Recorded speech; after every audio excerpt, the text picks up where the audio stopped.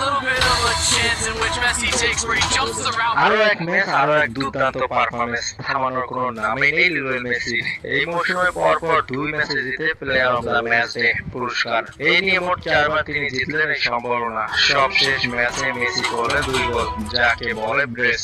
অবাক করার বিষয় হলো টানা 5 ম্যাচে তার 2টি করে গোল। এমন ধারাবাহিকতা সত্যি দুর্লভ। 37 বছর বয়সেও তিনি যেভাবে খেলছেন, তার ফ্রি কিক, পাস আর গোল করার দক্ষতা যেন আরো উন্নত হচ্ছে। গতি, বল কন্ট্রোল আর ভিশনে এখন তিনি সেরা। অনেকেই বলছে মেজর লিগ সকারে এটা মেসির নতুন জাগরণ। তার মাঠে থাকা মানেই দল যেন নতুন করে খেলে। এই মৌসুমে সবথেকে বেশি player of the match day পুরস্কার এখন মেসির ঝুলিতে। সংখ্যার দিক থেকে নয়, ধারাবাহিকতায় তিনি এগিয়ে। সব মিলিয়ে প্রমাণ করছেন গড শুধু একটা নাম নয়, এটা মেসির কাজের পরিচয়। আর এই টানা পারফরমেন্স নিঃসন্দেহে ইতিহাসের অংশ হয়ে থাকবে।